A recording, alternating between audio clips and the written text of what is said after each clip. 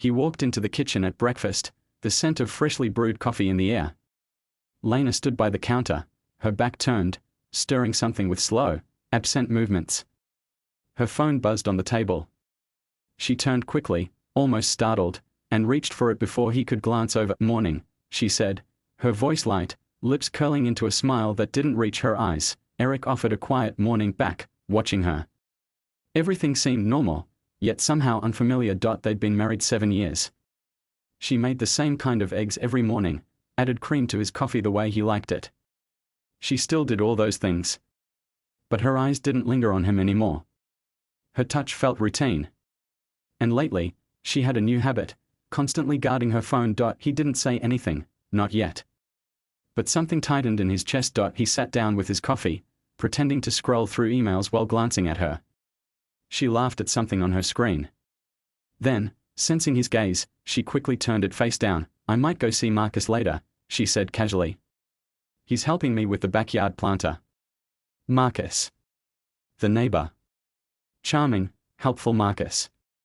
Always around. Always smiling too wide. Always too quick to help.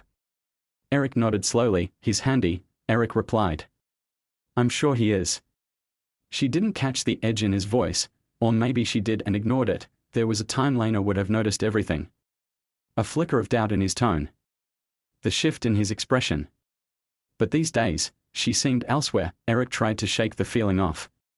Maybe it was just stress. Maybe he was imagining things. People drift sometimes. Work, life, pressures, they wear people down. Still, it lingered. 2 nights ago, he had walked into their bedroom after brushing his teeth. She was on her phone again, giggling softly, curled on the bed.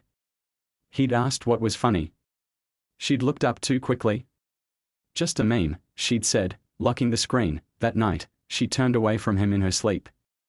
And just before drifting off, she murmured something that made his stomach clench. "Marcus." He'd frozen. Waited. Nothing more followed. The next morning, he hadn't said anything. What was there to say? "You said another man's name in your sleep?" It sounded desperate. Weak. Paranoid, but it gnawed at him. Today, though, something was different. The way she avoided eye contact. The nervous energy in her hands. When her phone buzzed again on the table, the screen lit up. Just for a moment. Just long enough. Eric hadn't meant to look. But he saw it. The message preview read, "Can't wait to see you again." Last night was. It vanished before he caught the rest. His hand clenched around his coffee cup. His pulse slowed, everything around him dulled, like a bell ringing underwater. She laughed at something on the stove. So normal. So casual. He didn't say a word. He just sat there, trying to breathe evenly, trying to make sense of the world collapsing quietly in front of him. The message could have been anything. A friend. A joke. A wrong number, but his gut told him otherwise. He remembered Marcus dropping by 3 nights ago, asking if he could borrow a wrench. Eric had been on a video call, so Lena answered the door. She chatted with Marcus longer than necessary, laughter drifting down the hall. After he left, she was distant. That night, she said she had a headache and went to bed early. Now, all of it started forming a shape. A pattern. She walked over with his plate, smiled, and kissed him on the cheek like always. He didn't flinch. Didn't react. He thanked her. She sat across from him and sipped her tea, scrolling again. He stared at the steam rising from his coffee. She was cheating. He didn't have proof. Not yet. But he knew, and in that moment, sitting in the kitchen with eggs on his plate and betrayal curling behind every familiar gesture, Eric made a quiet promise to himself. He would find out the truth. Not with accusations. Not with shouting, but with certainty, because sometimes, the person across the table isn't the same one you married. And you don't see it, not until the morning everything falls apart. With a single glance at a screen, the message hadn't left his mind. "Can't wait to see you again." Last night was. He didn't need to read the rest. The tone, the timing, the look on her face, it was all there. He didn't confront her that morning. He smiled through breakfast. He kissed her on the forehead as she left for a walk. But inside, something was burning. Eric knew the truth, but he needed confirmation. He needed evidence so solid that even Lena couldn't deny it. That night, after she went to bed, he took her phone when she fell asleep. It was locked. Of course it was. She hadn't used to keep it locked. So he took a different route. The next day, while she was out with friends, he bought a small voice recorder. He slipped it behind a plant in the living room, just beside the couch where she always took her calls. He waited. 2 days later, he got what he was looking for. He listened to the recording on his phone in his car.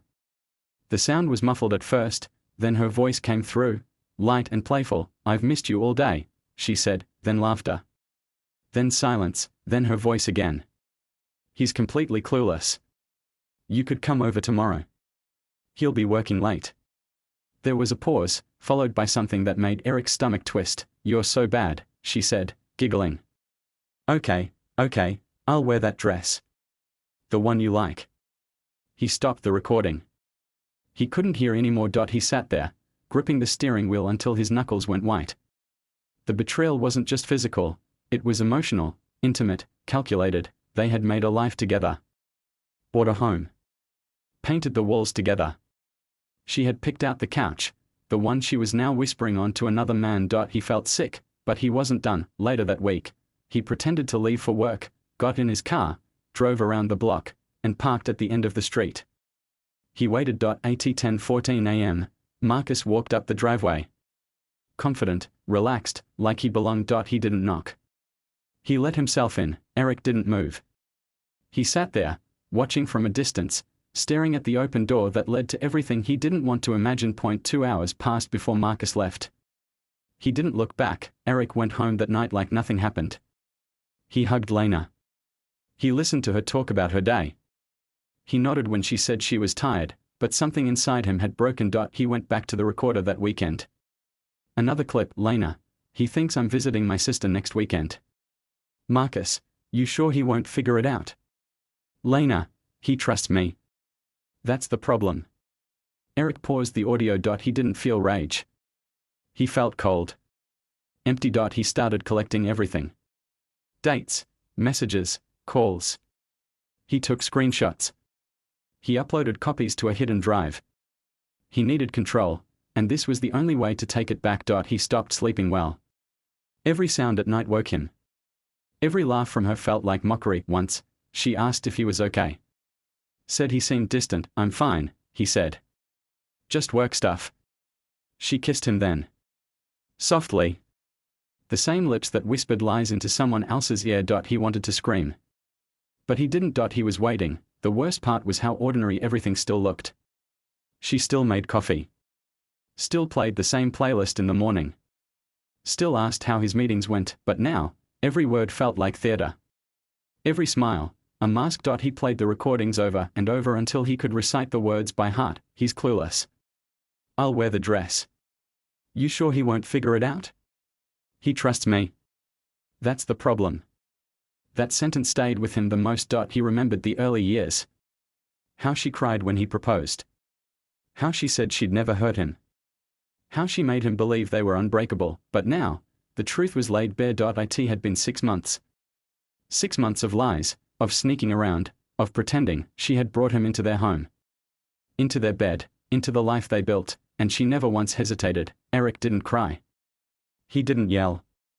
He just sat alone in the living room, listening to her voice saying those words again and again, not because he needed more proof. Because he wanted to understand how someone who once loved him could speak so carelessly about his trust. It was no longer about catching her. It was about deciding what he would do with the truth. He waited until the house was quiet. No distractions. No chance for her to spin it. When Lena walked into the living room, Eric was sitting calmly, phone in hand. She noticed his expression. He gestured for her to sit. She hesitated, then lowered herself into the armchair across from him. "I know," he said, his voice steady.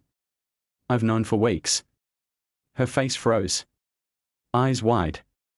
Hands clenching the armrest. "I don't know what you mean," she said quickly. He hit play. The recording filled the room. Her voice, playful. Marcus's name. Laughter. The words about the dress. About trust. She flinched, covering her mouth with one hand. "Eric, wait." He paused it. "How long?" Tears came instantly. It wasn't supposed to be anything serious.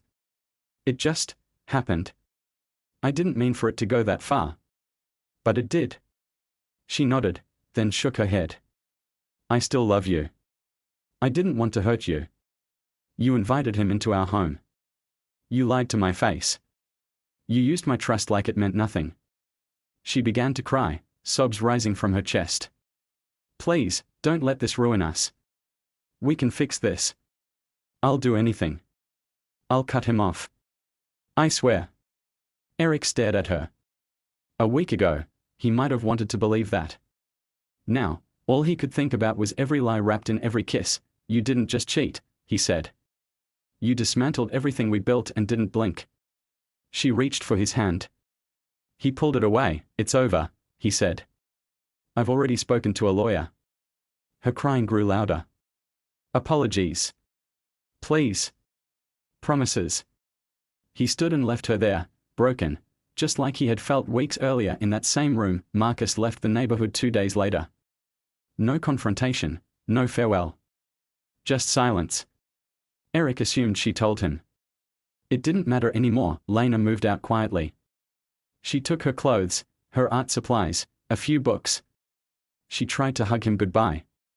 He stepped back. They signed the divorce papers the following month. She didn't contest anything. There wasn't much to say. Friends took sides, or worse, avoided them both. His world shrank. The house echoed. Even the dog seemed confused, but slowly, something shifted. He started running in the mornings. Found a therapist. Wrote things down. Small things. Honest things. Nights were the hardest. Quiet can be unbearable after betrayal. But it was honest. And honesty was what he craved more than anything. People told him to move on. To forgive. To date again. He didn't rush. He wasn't angry anymore. He wasn't bitter. Just clear. He wasn't interested in revenge. He didn't want apologies. He wanted peace. She had made her choice. And now he was making his. Months passed. He traveled. Saw his brother in Colorado. Reconnected with an old friend from College Point one evening. Sitting on the porch, he thought about the morning this all began. The kitchen. The phone. The message. He didn't hate her. But he no longer missed her. He had loved her. Truly. And she broke that love like it was disposable. But in doing so, she gave him something else. Clarity. She revealed who she really was. And in return, he rediscovered who he needed to be. Not a placeholder. Not a man ignored. Not a fool living in delusion. He smiled to himself. For the first time in a long time, the smile felt real. He hadn't deserved the betrayal. But he had survived it, and in that survival, he had become stronger. Wiser. Some mornings change everything. He had walked into the kitchen expecting toast and coffee. Instead, he walked out of a lie, and into a life that finally belonged to him. 6 months later, Eric sat across from his lawyer for the final review. The divorce was finalized. The assets were divided cleanly. No disputes. Lena hadn't fought for anything. She signed quickly, quietly. That, more than anything, told him she knew there was no redemption left. She had already surrendered. He walked out of the office and didn't look back. People who had once called them the perfect couple stopped asking questions. The few who did never got answers. He didn't need to explain himself. The truth belonged to him now, not to anyone else. He deleted the recordings. Every single one. Not out of forgiveness, but because he no longer needed proof. The facts had already done their job. The weight of them had carried him through confusion, anger, and grief. He wasn't going to be chained to those voices forever. He replaced their wedding photo with a framed print of a mountain range he'd hiked during a solo trip in April. That journey had stripped him to the core. No distractions. No lies. Just wind, sweat, silence, and the truth that survival wasn't just possible, it was already happening. He'd stopped asking himself why. Why she did it. Why she didn't stop. Why she didn't confess. There was no logic to betrayal. Only decisions made again and again until a person disappears into their choices. Eric didn't hate her anymore. He just didn't recognize her. She had become a stranger in a familiar body. The pain had already done its worst. The nights when he couldn't sleep, when her laughter echoed like a cruel memory, when he'd stared at the ceiling wondering if it had been his fault. That storm had passed. Now, peace came in unexpected places. Grocery shopping alone and not texting to ask what kind of bread to buy. Leaving dishes in the sink without guilt. Quiet dinners with no forced conversation. He even started smiling at strangers again. The world had kept moving. So had he. He ran into Marcus once at a gas station. Brief eye contact. No words. Marcus looked older. Hello. Eric didn't say a thing. He simply walked past him, filled his tank, and drove away. The past wasn't worth his breath. One night, Lena sent a message. No apology. Just a single line, I hope you're okay.